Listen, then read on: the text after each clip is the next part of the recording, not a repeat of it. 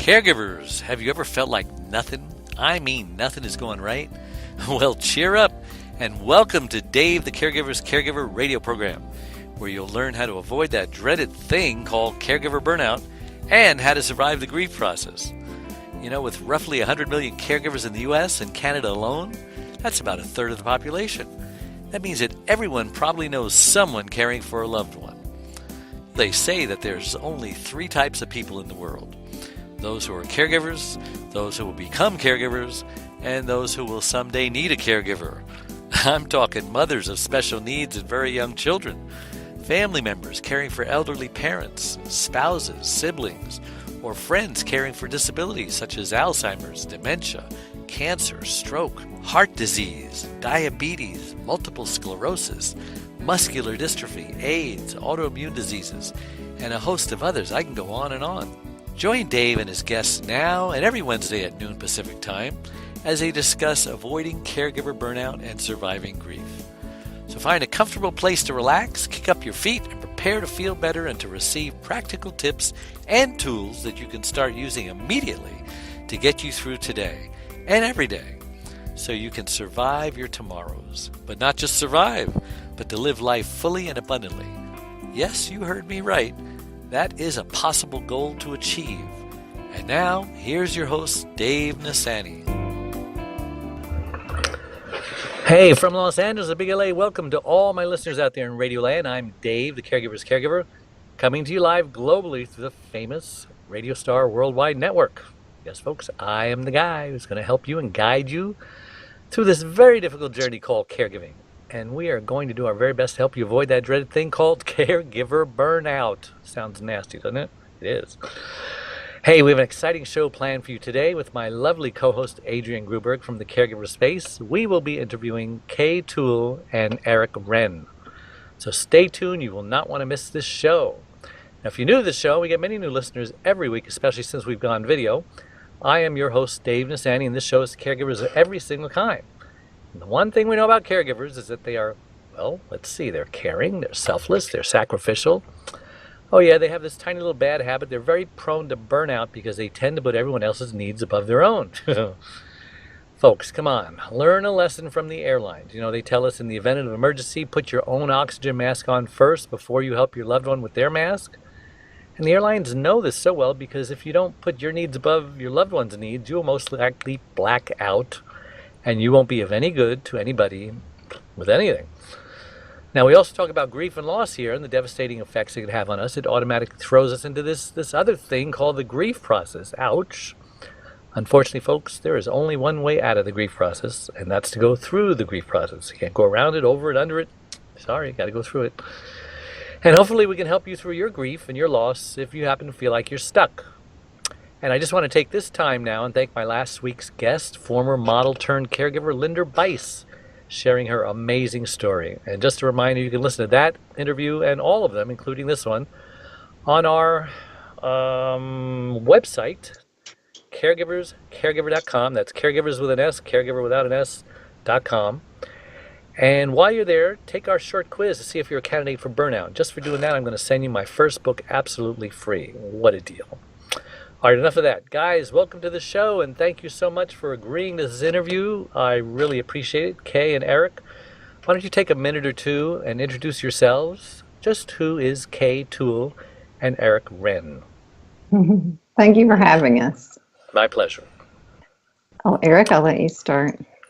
Thanks for having us. So my name is Eric. I actually met Kay. Well, she has twin daughters, and I'm an identical twin, so we grew up together. And so Kay taught death and dying at Baylor, and I was a corporate communication major there at Baylor. And during my senior year, I thought I should take this class, kind of interested in going into counseling. So I took Kay's class, and that completely changed my perspective on what I wanted to do with my life. So Kay's death and dying class, she brought real people in with stories of how they've experienced grief. So she actually brought my grandmother who lost her husband, my grandpa, to Alzheimer's for 11 years. So being able to hear his story of decline through her perspective as a caregiver was powerful. in an academic setting that Kay was able to facilitate. She also brought in several other people who had experienced death or were currently dying. And through that, I got an entirely different perspective of grief. And I think that is very valuable to get at the age of 25. So all that to say, Kay has been a very influential person in shaping what I'm interested in doing for the rest of my life, and having that be something that plays a part in whatever role I go into, whether that's business or counseling or a variety of other things. So that's a little bit about myself. Graduated from Baylor, and Kay and I are currently working on a project together called the Diewell Project. And simply put, we really just want to open up the conversation on end of life, grief, caregiving, and get real people's stories and have them be able to share and have people be more comfortable with that topic. So I'll let Kay take it from there. Okay, it takes a little bit longer to give my background since I'm over twice his age, but I'll try to summarize it. I got my master's in counseling and did family practice counseling. I had my own practice in Alabama. Then I had 4 children and had 2 foster babies and about 25 kids over the years that lived at our house. So that was a good foundation to actually learn caregiving when you take care of so many kids. And while my children were little, I counseled through our church just on a volunteer basis and became an ordained minister through my church. And during this time, my father had a massive stroke. He was a totally vibrant man who was on the city council and did continuing ed classes and very intelligent. And he had this stroke where it left him with aphasia. He was a bit crippled at first. That kind of helped resolve through therapy, but his aphasia never went away. And he had the Broca's and Wernicke's aphasia, so it was very severe, and his communication was extremely limited. So for a few years, I was his caregiver. We did the 3 times a week speech classes, 2 times a week physical therapy classes, occupational therapy, doctor's visits, all of that stuff. Wow. So after my youngest children were in high school, I went back and did training and became a chaplain at a hospital. And that really opened my eyes to how caregivers, medical professionals are not equipped to deal with traumatic diagnosis. Like they are good at dealing with things that can be cured. But if something can't be cured, then they're almost at a loss as to how to support a family and a patient as they go through that. So as I worked as a chaplain, Baylor approached me and wanted me to come and teach death and dying to pre-med students, mainly medical professionals.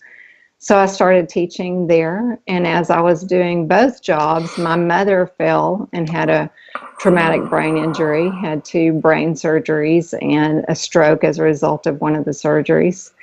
So Wow. I quit the chaplain job and then just taught and was a full-time 24/7 caregiver for my mom and taught. And I can tell you that my life experiences, the education I've received has been good, but the most valuable education I've received has been from actually being the caregiver and being the one that goes to the doctor's visits with the patients and being the advocate. Pardon? Hands-on. Yes, hands-on. So when I was teaching the students, it alarmed me to see that, and Eric's an exception, but a lot of them really didn't even know how to interact interpersonally with other people, because there's such a generation of having iPhones and computers and Facebook and all these social media things that when it comes to dealing with a person one-on-one, they are not very skilled at it. And so when we would talk about patients and talk about diagnosis, they really had no concept, no clue, no empathy, no understanding of how to deal with this person. So I brought some of my patients in. I brought some friends in that were suffering illnesses. I have a really close friend who is a 32-year-old male who's dying, in the process of dying, and he graciously came and spoke to the class. And what I saw is that I could teach for years, and it would just go over their head. But when these real life people came into the classroom and shared their story and shared their feelings, their emotions, and shared how it changed from here is what my life looked like, but then this trauma happened, and now here's what it looks like. This is my new normal. There was a paradigm shift in the students, and it was like the light bulb went on, and it was like, oh, I got it. Oh, I understand. And it was so powerful. I can't explain. You know, we learn so much through other people's stories. And that's what was happening, is they were getting it from the stories they heard. And so I thought, you know, there's some of these people who are dying, and I'm going to lose their stories. I won't have them for the next semester. I've got to get them on film. So I know nothing about filming, nothing about any of that process. I'm not technical. That's why I have Eric. And how did you two meet? Well, my kids were friends with his. I was actually friends with his mother when we were young. And, wait a minute, he has kids the age of your kids? No, my kids are friends with him. Ah, okay. She has twin daughters. Yeah. He's just a kid himself then. Yeah, he's like one of my kids. You have twin daughters? Yes. Oh, yeah. So you are old enough to have children. He looks like a baby, like he's like 13, just getting his facial hair. That's right. I'm new to all the facial hair. You'll thank me one day for that compliment. Maybe not today. Okay, so now Dave, cool. You can say that about me too. Yes, you look very, very young. It's hard to imagine you have kids out of high school. Yes, and grandchildren. So I realized that I needed to get the stories on film, and I gathered a group of unknowing but willing volunteers, and we started filming some of these stories. And wow. The stories then were noticed by CBS and by a project at New York University called the Empathy Project. And they encouraged me to continue getting stories on film. They said that they were so impactful.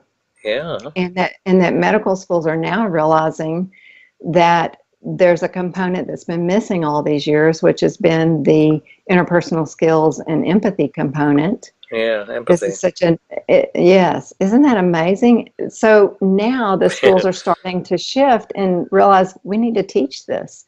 But how do you teach it? Well, you teach it through people's stories, one of the most powerful ways. So Eric and I saw this as a big need, a gap that we wanted to fill. So we've started what we call the Diewell project, filming people's stories and getting the powerful stories into the correct places. We're trying to get them into medical schools. So we are part of the Dallas Foundation, which is nonprofit, and we're trying to raise money now to make more films. We have the stories in the pipeline. We just need to have the fundraising to make the films to pay for the crews. So the stories I did are on YouTube, and they were done by volunteers. They're not, really? The Hollywood professional level. So what's your YouTube channel? Well, it's if you Google A Conversation on Grief, and then I've got 3. There's one is A Conversation on Grief, Dean Johnson, Deane, and then Johnson. And this is the story about Eric's grandmother who walks through Alzheimer's with her husband and watches the whole process. Uh-huh. Do you have all the stories on one YouTube channel where you can access all of them? No, we don't, but the stories we make from now on, we're going to have on available on a different site. Okay. So right now they're individually, and how many do you have? I have 3 that are uploaded to YouTube. There's one called a story on grief, A Conversation on Grief, Stevie Michaels, and it's her story. She's a young lady that has lost her baby at birth, her daughter, and one of the things she talks about that was so devastating to her is that here she was pregnant for 9 months, excited about her baby, didn't know until that day that she wasn't going to have a baby, And instead of taking home her child, she had to plan her child's funeral. And then afterwards, the aftermath was no one asked her about her baby. Her daughter's name is Aria. No one asked her about Aria. She'd had a baby. She wanted them to ask her, and people just felt so awkward. They didn't know what to say, were afraid they'd say the wrong thing, so they just didn't ask her at all. And that's what we see in caregiving for, like my father, who can't speak and comes across jarbled. People feel so awkward that they back away from us. Yeah. And it's a horrible thing. When we're in that place where we really need each other, people back away from us. And so that's one of the things we're trying to prevent by educating the public that that's not the compassionate thing to do, that we need to change. We need to make some different choices in that. I see you nodding, Adrienne. Do you know who that person is? You heard this story? No, I just know that people turn away when they should come at you with open arms. They don't want to be reminded of their own mortality. It's uncomfortable. You know, they're not thinking about you. Right. Yeah. So, Yeah, my wife also had aphasia. She's had her stroke 20 years ago. And, I just watched all the friends, and she had a ton of friends, more than me, just dwindle and dwindle and dwindle. And, mainly because people feel uncomfortable. And at my church, I remember there was a guy who had a stroke and had aphasia also. And I remember how I felt uncomfortable and how even I, pulled back because, I just don't know what to say. There's only so much you can say. There's only so much he can say. And now what do we do? Just very uncomfortable. And I think what you're doing is great. How did CBS find out about it? They found them on YouTube. They called me and said, these are the best things we've seen. We need to talk to you. And I'm just like, do you have the right person? Why were they on YouTube, and what were they looking for? And what keywords did you use? They were looking for videos to show medical students to use to teach empathy. Wow. really? Wow. Just in the right place at the right time. Exactly. That is miraculous. It's God. Yeah. There's people who would kill to have CBS stumble across their videos on YouTube. Yes. Yes. At NYU, are you working with filmmakers or medical students? Well, we aren't working with NYU. We're friends with the ones that are doing the empathy project at NYU, but that is for medical students. But, interestingly enough, it's not just the medical profession, it's the general public, as you've seen. And what I found in the hospital was it's also clergy who you would think would be the most compassionate, the most equipped to deal with that kind of thing. I remember one night when I worked in the hospital and this patient had death of twins as they were born, and they both died. So I talked with her. We talked about her babies and what she was going to name them, and that they had fingers like her fingers. And, we called in her family to come sit and rock the babies and dress the babies. We took pictures of them. And then she said she wanted to have a baby dedication service for her children before they were taken to the morgue. So I called their pastor and I said, can you come up and do this? He said, sure. So we meet in the hallway, and he's a man in his early 30s. And I said, okay, here's what's happened, and here's what I need you to do. And he just looked freaked out. And he said, I never even seen a dead baby. I can't do this. Wow. And I said, they know you, and they don't know me. You have to do this. And he said, I can't do it. I can't do it. So I said, okay, here's the deal. Because I'm older, I can be bossy. And I said, you're going to come into this room with me. And I'm going to do the service, but when I say pray, you pray. When I say read this scripture, you're going to read that scripture. And you're going to learn from me how to do this, because it's going to happen again. And so we did, and we went through that process. And afterwards, a few hours later, we're walking out, and he said, thank you so much. I've just never been taught what to do in that situation. And I think that's the impetus behind it, is we all want to help. We all want to be compassionate, but we don't know what that looks like when someone dies, or when someone has an illness, or when someone is different. And so that's a point of our project, is to bring it more exposure so people do know and they don't feel so awkward. So how did you come up with the Diewell project, the name, and whose idea was it? Well, we think that in order to die well, you have to live well.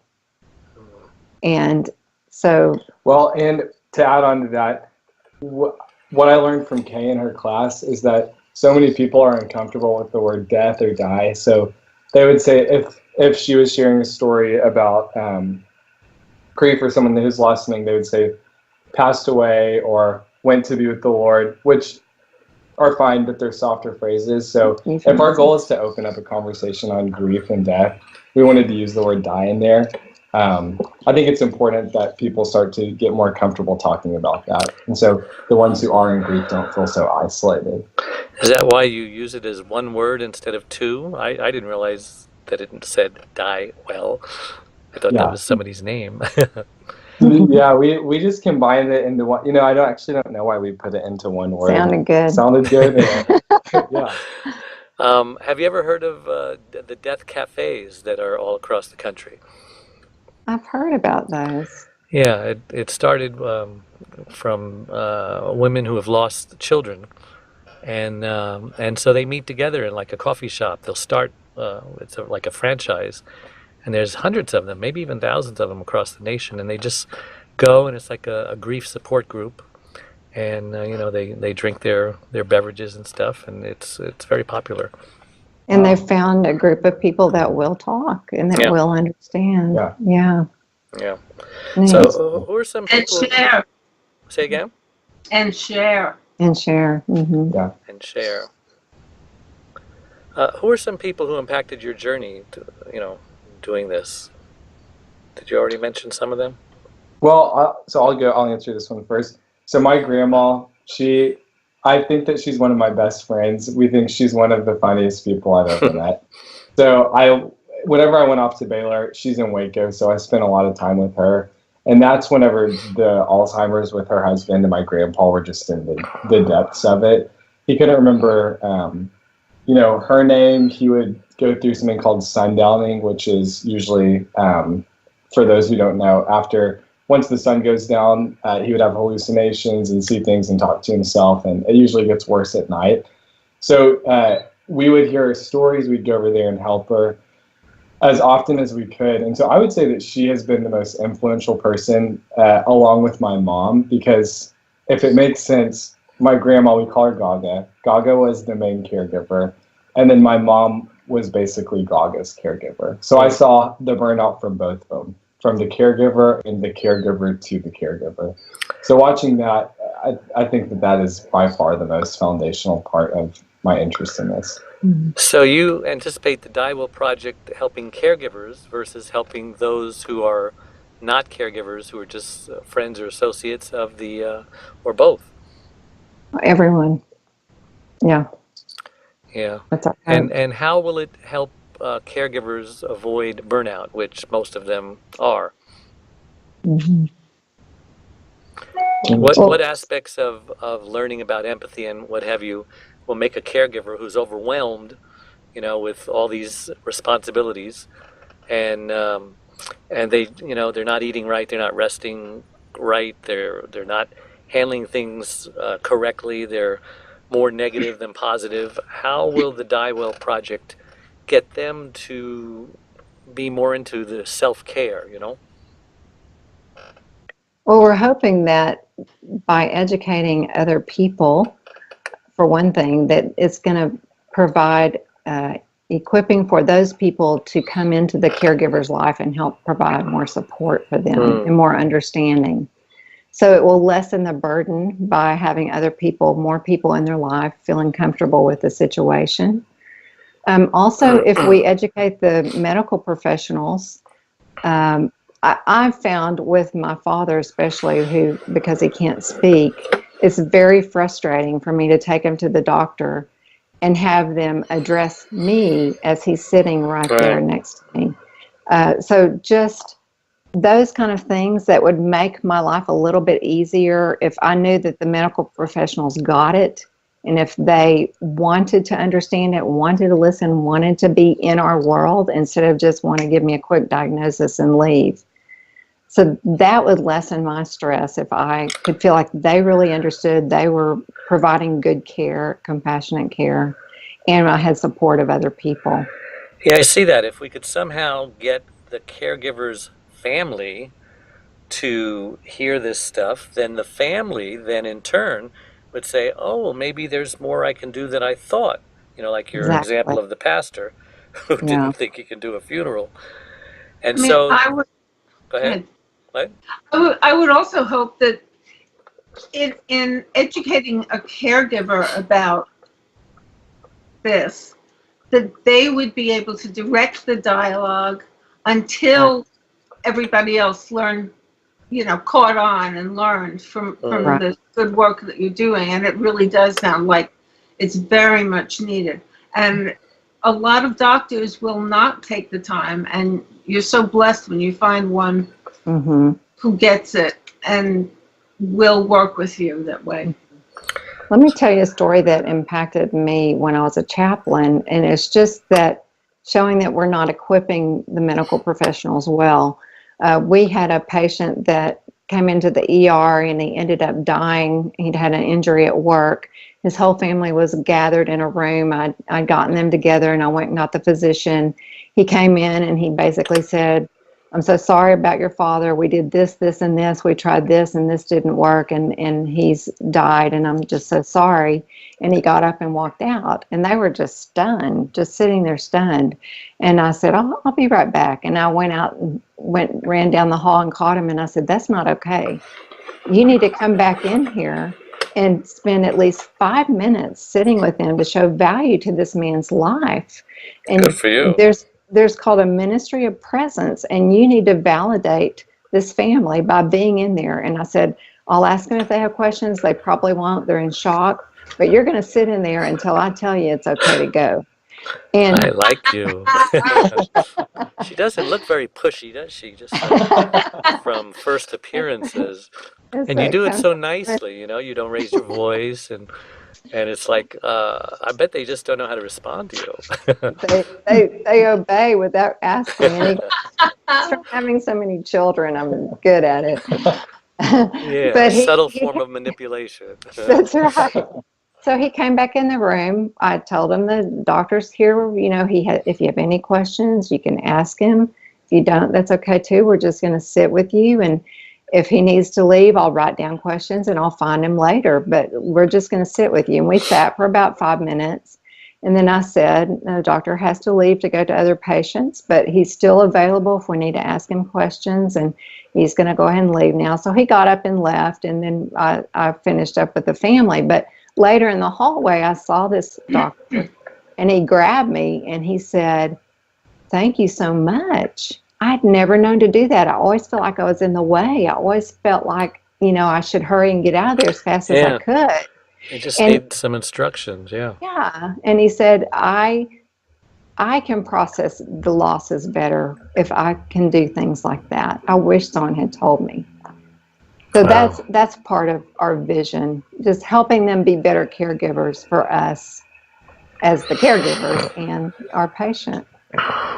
But I also know one of the key things, like you were saying, is that we need to speak up. We need to say what we need and what we don't need. So one of my goals with my own children, and I have 6 now that I'm writing to, I'm writing everything that I do with my parents, not everything, but all the things that we go through and the hard times and the good times and the difficulties and the things that grieve me, because when my grandparents were the age where they need to be cared for, I never heard a word. No one talked about it. I don't remember what my parents did to take care of my grandparents. And so I want to equip my children better for when that season comes, for me and for others. And it just is kind to them to go ahead and tell them now what's going on. And there's little things that we experience every day that grieve us. But how are they to know, and how are they to help us or support us unless we tell them about it? So that's another word we want to get out, is we need to share with friends and family what's going on, or they don't really have a chance to be supportive of us. Absolutely. Well, listen, we've come upon our break time, so we're going to take 3 minutes for a break. Don't go away. We'll be right back. One Arm, One Leg, 100 Words, Overcoming Unbelievable Hardships is about Charlene, a stroke survivor. Back in 1996, Charlene was a healthy, normal, very active 52-year-old woman whose amazing talents resemble that of both a Martha Stewart and a Wonder Woman. But all that changed when she suffered a massive stroke that left her severely speech impaired and paralyzed on the right side. Who am I? My name is David. I've had the privilege of being Charlene's husband since 1975. We had a wonderful fairy tale storybook-like courtship that culminated in our marriage a year later. Charlene had just come out of a marriage where after 10 years, she received 2 black eyes and a broken nose by her former husband when he came home high on speed. Charlene believed in no second chances of any kind for abuse, so she left. Finding herself all alone in the world with her 5 and 10-year-old daughters Cynthia Lorraine and Deborah Lynn, she started raising them by herself for the next 2 years. Then fate brought us all together. After falling in love with Charlene, Cindy, and Debbie, our love then produced Rebecca Elizabeth. We had a wonderful, normal life for the next 20 years. But today, things are very different for everyone. One Arm, One Leg, 100 Words, Overcoming Unbelievable Hardships is the amazing story of a woman's fight to survive all that life had thrown her way. Everyone who knows Charlene is thoroughly amazed at how she lives day by day, month by month, year by year, and with a smile on her face and hope in her heart that everything is going to be okay. Her faith in God is her foundation in this hope, that everything happens for a reason, and what doesn't kill her will make her stronger. She inspires everyone who meets her. Her accomplishments since her stroke are very impressive, often making us normal people look like whiners and complainers. So pick up your copy of One Arm, One Leg, 100 Words, Overcoming Unbelievable Hardships today. You won't be disappointed. Just hear what best-selling author Lynn Barrington has to say about it. If you think you have it bad, read this book. This is a beautiful, genuine story told from the heart. It's inspiring and easy to read. When you finish this book, you'll be able to look at your concerns in a new light. How about the reaction of 9-time Grammy and Dove Award recipient, the godfather of contemporary gospel Christian music, Andre Crouch? Charlene just won't let the promises of God go, and she has not let her circumstances get in the way of her faith. She's not just a survivor, she's more than a conqueror, as the Bible states. You'll be encouraged by her testimony, regardless of what you're going through. Available everywhere, but if you purchase your copy directly from the author's website, onearmonleg100words.com, Charlene and David will personally autograph your copy. Enjoy!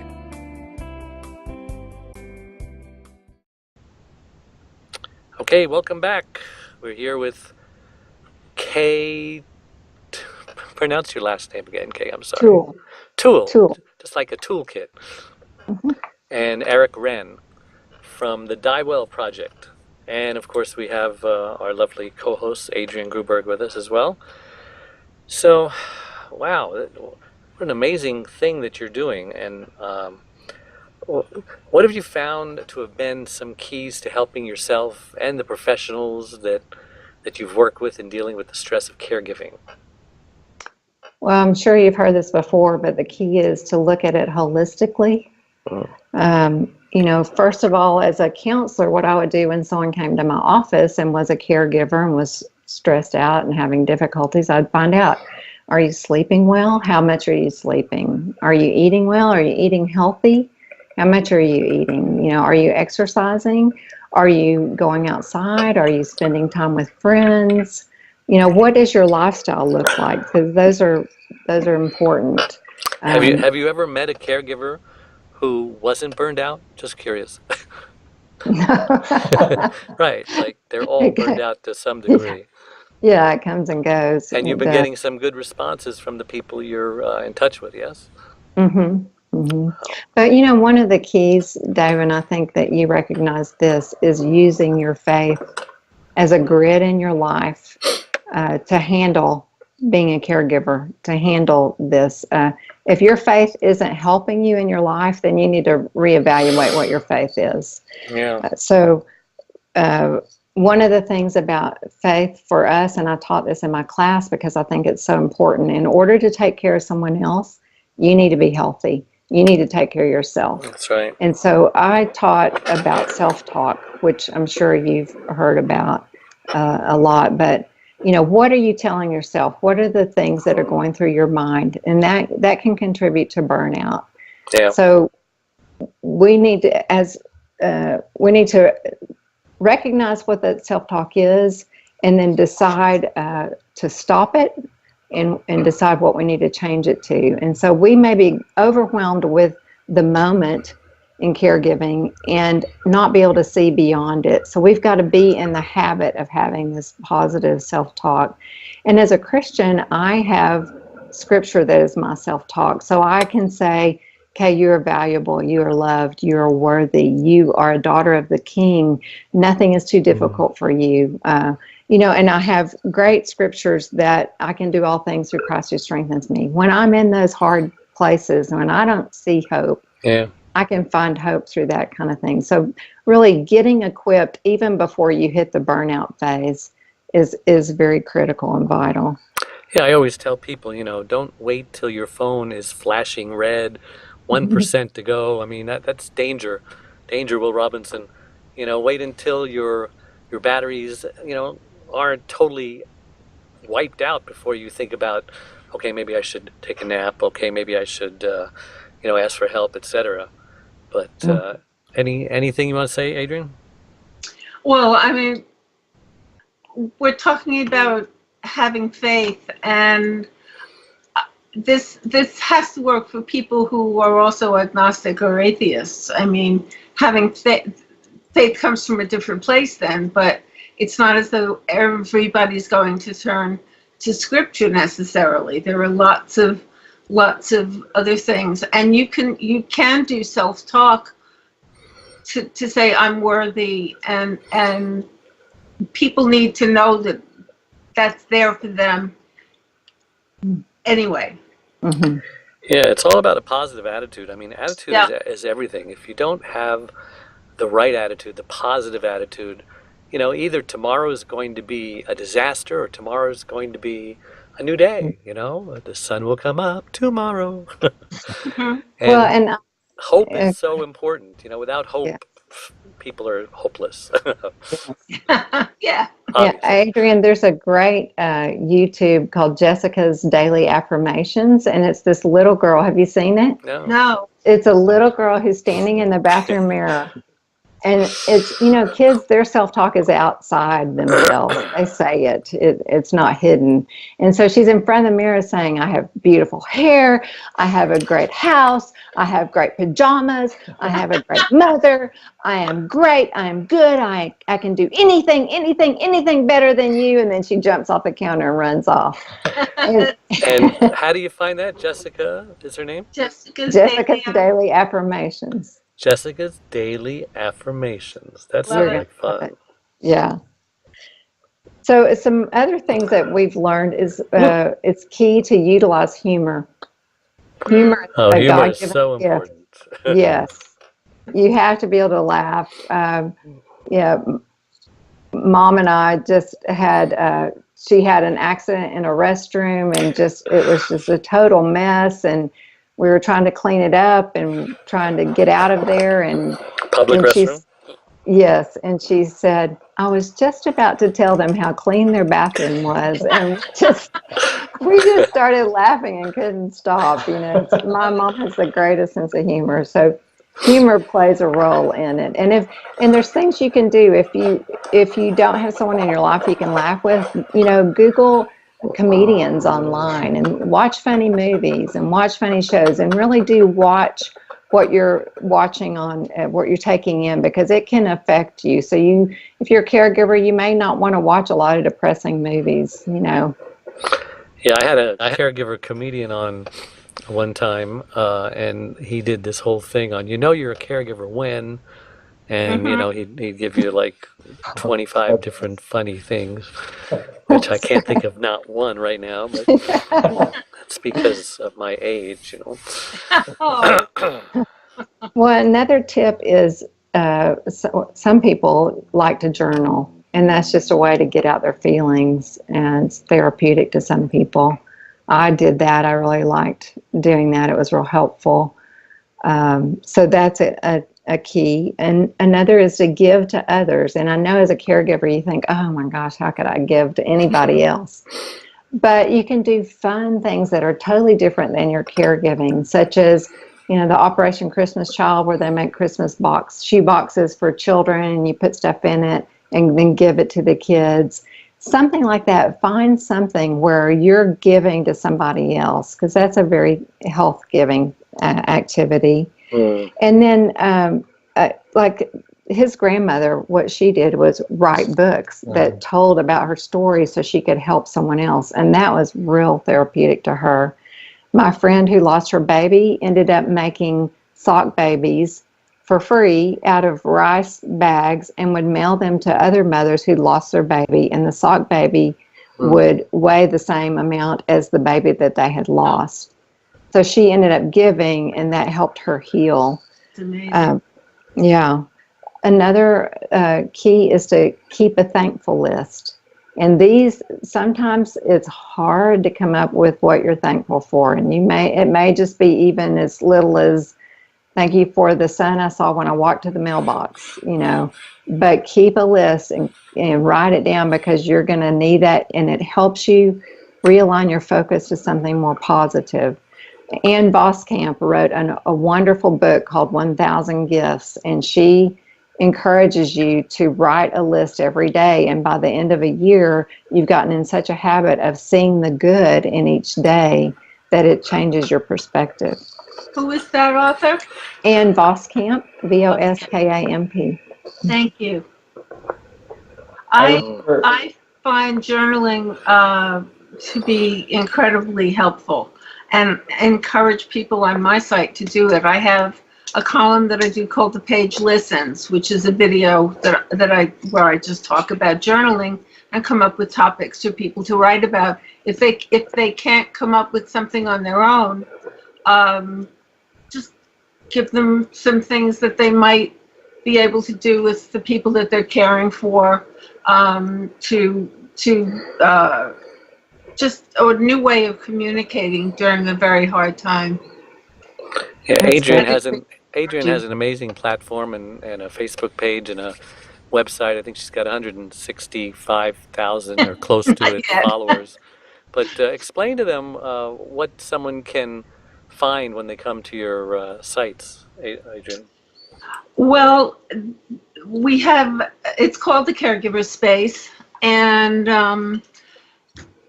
there are forums where people can share by topic, or they can just introduce themselves, start a topic if they don't find something that they're interested in that they want to talk about.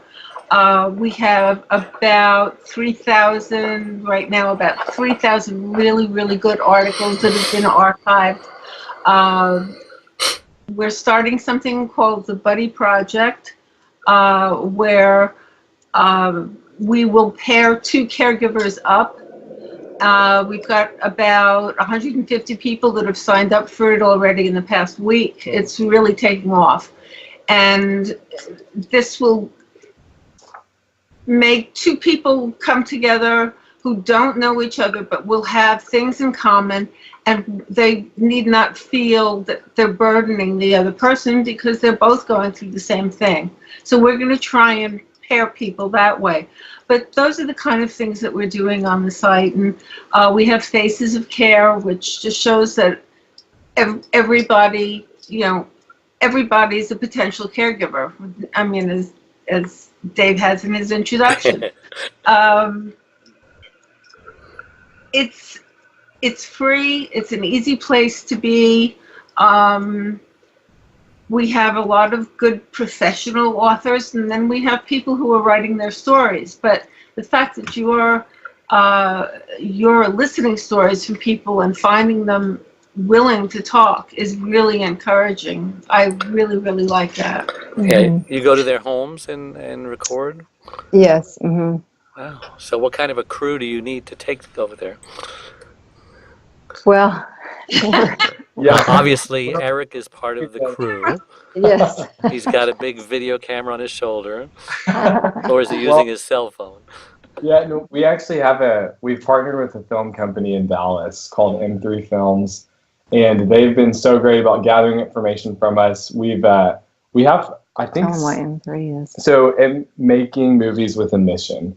And so they started something called Filmanthropy, and it's a fund through the Dallas Foundation, and so donors will give financial gifts so that people can produce these videos that do have a mission. So we were a great fit for it, and they're great to partner with. And the pipeline right now, I think we have about 6 stories. Is that right, Kay? Of ones that we're going to be sharing. So we'll be going into their homes, and it's a variety. So we have a story on someone who lost their child to cancer, and then a story on suicide, and then a couple of ones on traumatic deaths, and then one on Alzheimer's and more of the long-term caregiving.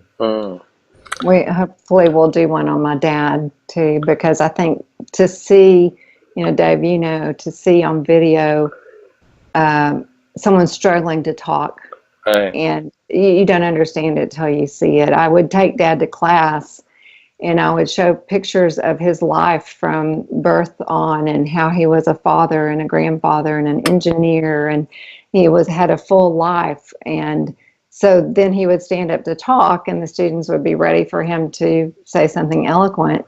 And then the aphasia would start taking effect. And I could usually know, like you do, what he's saying. And I'd say, well, my dad's saying this. And once they saw how difficult it was for Dad to communicate, yet they saw first him as a whole person, it was revealing about how we judge people right away by the first impression. Mm-hmm. Yeah, so how long is each testimony film? Well, since they're not done yet, there's not an exact time. I think that it'll probably end up being about 5 to 7 minutes per story, because we want it to be something that can be shared on a social media platform. Yeah. So something like that. Yeah. But we know that the stories we have are going to hook people really quick, just because they're powerful and they let you in onto the, just the raw emotion of it all. And yeah, I also did that when my wife first had a stroke. I was watching Little People, Big World, that reality show about the small people or the little people. Yeah. And I said, you know what, this is interesting. Just watching them do basically nothing. They're just living their day to day, minute by minute. But it's so interesting. And then I thought, my life is every bit as interesting as them. I should, do a film. So I got my camera out, from my high school days when I used to do that, and I did a film about my wife, and everybody loves it. And then I had a friend who was equally as amazing story. He used to be a Olympic swimmer, and he also had a stroke, had aphasia, and so I did a film on him. So now I've got 2 films. Oh, if you're interested, they're already done and produced. So is the one for Charlene, is that the one on your website? I think it is. Okay, I saw that. There's one film that has the book promoting the book, and there's some of that video in there. But then you have to look at the other one. I think it's 3 minutes, and that's the one where I'm just talking about her and convincing the world how amazing she is and how she makes us normal people look like whiners and complainers. Because she lost her right side. She has one arm, one leg, and she probably knows about 100 words, but not really. They're in there because we pulled them out. But probably she has use of a dozen words on command. So, she's like a one-arm wallpaper hanger, and she's a gourmet cook. She does her own shopping. She cooks her own meals. She keeps the house clean. She takes care of me. And she's an amazing gourmet cook.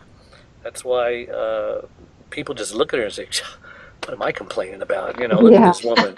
And she encourages everyone she meets. I mean, they're touched, and they're never the same when they meet her. Dave, my dad now lives at an assisted living. My mom lives with me. And Dad can't talk, but he'll go around and do this to everyone. And everyone loves him and said he's so encouraging. He says no words, you know. Right. Well, 75 to 80% of communication is nonverbal. And she's got it down. I saw her speaking to someone in a restaurant while we were waiting for a table. They were talking for 20 minutes. And they're laughing, they're slapping each other on the back. And he doesn't know that she can't talk.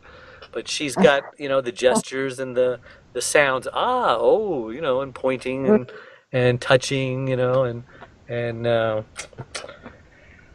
what can I say? It's amazing. Yeah. So how can people find out more about the Diewell Project? How do they contact you? And before you answer that one, what's the future that CBS, when they get back to you, what do they have planned, or did they even tell you? Because they told you to keep doing it. I assume they're going to come back at some future date and maybe do some project with you, or what? Do you know? We really have no idea as far as that's concerned. We just felt we were called to get this word out. And so we've pursued being considered a nonprofit and getting the films out there. We may end up partnering with medical schools or hospitals in the future. But what we want to do now is get the stories on film and get them out there. Cool. So the more we talk about caregiving, illness, grief, and even death, the less awkward it's going to be to talk about it, and the more people will understand it. And with this greater understanding, compassion, we can all be more supportive and empathetic and have a better environment for our caregivers and for our loved ones. And, this has just gone on too long where we haven't educated ourselves or the public about what to do. Everyone dies. Everyone goes through illnesses. Like you say, everyone is a caregiver in some way, and yet we have not talked about it in the past. So we're trying to use our project to bring that more into normal discussions. Yeah, because a lot of people do not have life insurance because they don't want to think about it. Right. Mm-hmm. And because it's really death insurance. but then nobody would really talk about it. Yeah. Yeah, and isn't it unusual? I just would tell my class that, everyone dies, yet we don't talk about it. Yet we have baby showers for the beginning of life, but we don't have, we don't recognize really the end of life. And when it's okay, it's not to be feared. Yeah. So again, your website, how can they get a hold of you? We're building our website right now. It's at www.thediewellproject.com. The THE Right. DIEWELL project.com. Right. And then so you can also look us up at the Dallas Foundation. We're under the Philanthropy. It's like philanthropy, but it's with FILM, Philanthropy. That's where people that we're talking to are going to be able to help these people share their stories through donations. And then as far as we want to know more stories. We love talking with people and finding out stories of death and grief that go on, but on top of that, resilience and how caregivers truly are resilient people. So our email address is thediewellproject@gmail.com. Great. So same thing, pretty simple. I just lost my mother last September, a year ago, to dementia. So, I'm very... Yeah. I was the sandwich generation, taking care of my wife and taking care of my mother. So, anything you need from me to help, let me know. And Adrienne has her own stories of death and grieving her husband. Tell briefly what your story is, Adrienne. Well, briefly, my husband was diagnosed with lung cancer in 2005, and we knew that it would go away for a while after surgery, but that it was definitely going to come back and ultimately be fatal. 2 years after he was diagnosed, his mother at 89 was diagnosed with lymphoma, and she came to live with us. So I was juggling two terminal cancer patients at the same time. And I was lucky I had the space for her, made her comfortable. And for me, it was a wonderful experience. And I learned to discuss death and dying. it became relatively easy for me.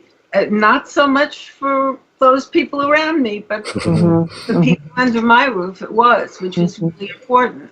Yeah, my mom lives with me. She's 86, and we have a blast. I love having her with me, and this is a gift to me that she's been able to come and live with me. And I think, why didn't we do this sooner? Why did we wait for a brain injury? But people don't know what to say. We laugh about it. We talk about it. We've planned our funerals. We have it all written out. We have the end of life papers all written out, and it's fun to talk about things like that. Yeah. But other people don't feel the same. I can just hear some of my listeners saying, they can tell that you have such a positive attitude, and some of them don't, and so I'm sure you could have said a bunch of negative things about your situation and your mother and this and that if you really wanted to, and the things that are just like the restroom incident, but instead you're laughing about it, and a lot of people, that's just stress building, and they're just overwhelmed of it, and you just have to let it go, and you have to just laugh. And my wife and I make so many jokes that some people around us who happen to overhear, our humor, are shocked. They say, "Oh, did he just say that?" She's handicapped. No, but we're bantering back and forth, and we're like a comedy team, and that's how we survive. I mean, Yep. You don't mean to offend people around us, but I think survival is more important than what people think of whether we're doing it right or whether we're not doing it right, and so on. So. And I'm sure secretly, or if not openly, they admire you being able to just enjoy parts of this season of life. Everybody does mention that they don't know how I do what I do. David, you're a saint. You've got crowns in heaven, and da-da-da-da-da. And I says, I don't feel saintly.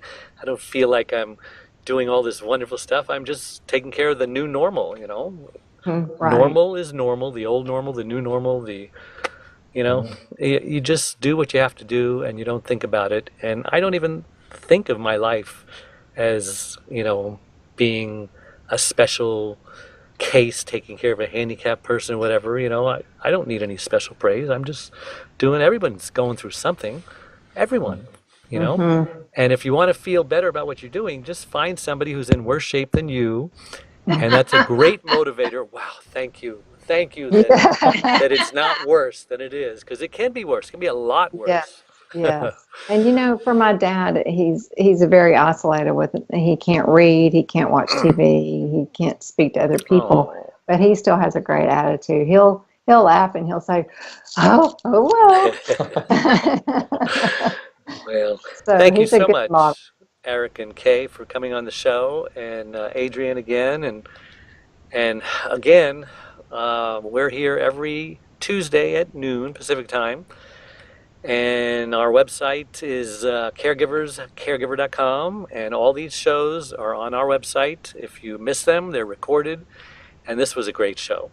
So thank you again for coming on the show, and we appreciate it, and we'll be in contact. Okay, sounds like you two have some good stories for us. Well, yes, we can get you some good stories. Okay. I've got over 110 interviews I've done since I've started this, and every one of them are amazing stories. And you have access to them. Feel free to check them out. Okay, we will. Well, thank you again, and goodbye. We'll see you next week. Okay, thanks, Dave. Bye.